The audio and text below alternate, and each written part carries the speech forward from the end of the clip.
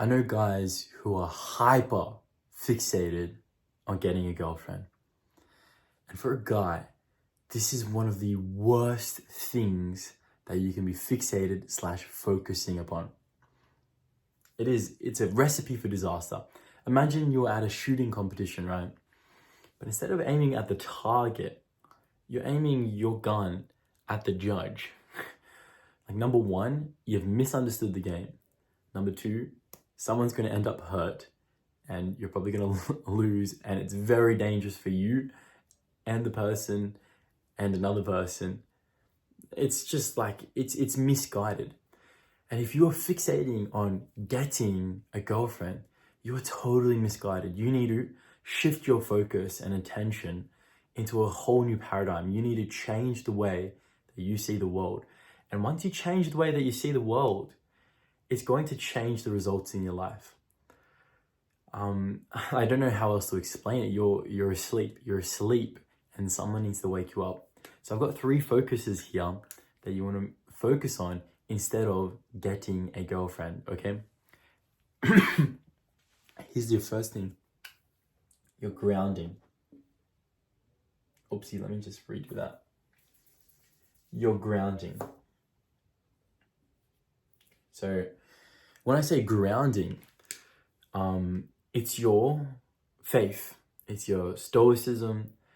Like for a Christian, it's how deep you have your faith in God.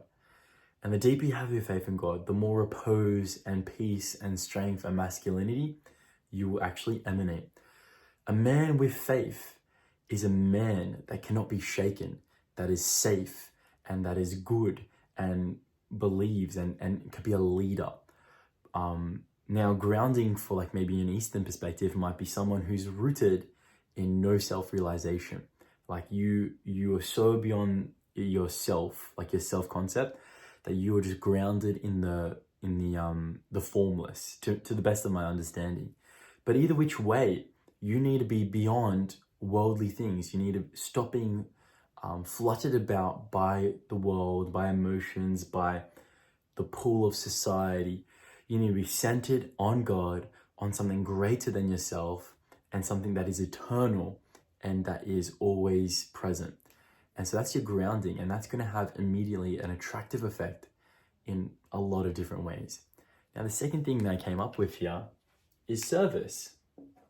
You do realize, as a man particularly, like everyone, this is for everyone, but as a man, your job is to be of service to the world.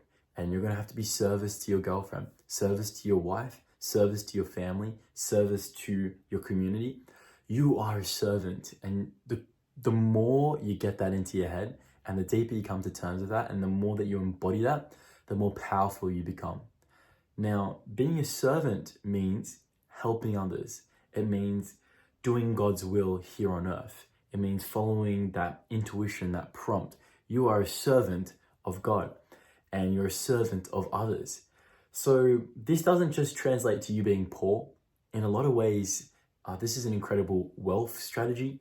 If you read the book Go Giver by Bob Berg and the other guy, sorry, I forgot the other guy. Essentially, they talk about how giving and generosity is the pathway to wealth. So by being of greater service to society, you receive greater pay. And that's just like a general rule. And also, you need to die to yourself. Like, I don't know how else to explain it. A woman is not going to trust someone who is selfish. Someone who is selfless is perfectly trusted. You can perfectly invest your trust into someone who has no self-agenda besides to give from the lovingness of their own heart. Okay, here's the other one. So we've got grounding service, truth. A lot of dudes I've caught lying. I've caught a lot of dudes who will kind of, manipulate their way around things and will kind of mince their words or, don't feel strong enough to kind of say the truth. But as a man, you need to know how to express truth in a loving way, in a powerful way. And to be honest, women will find that attractive. Like, you're honest. Usually that's pretty funny. Like, you can poke fun at something, you can point something out, because you can communicate, and your communication is truthful. Therefore, it has power. It can dispel lies and fear.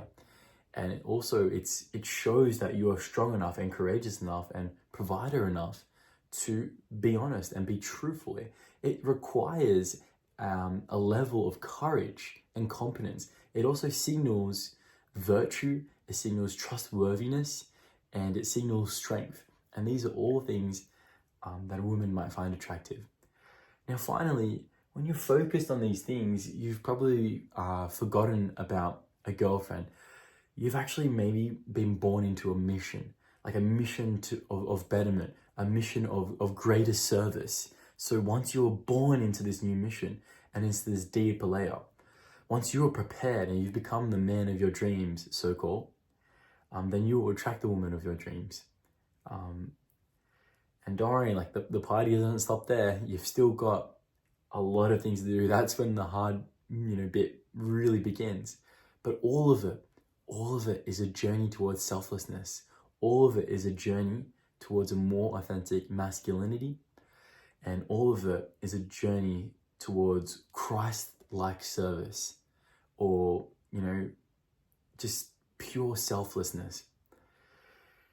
And it's a really beautiful one. So boys, come join me and crucify yourself, deny yourself, take up your cross, and walk forward in service and grow and become a great man, because that's what you're being called to become.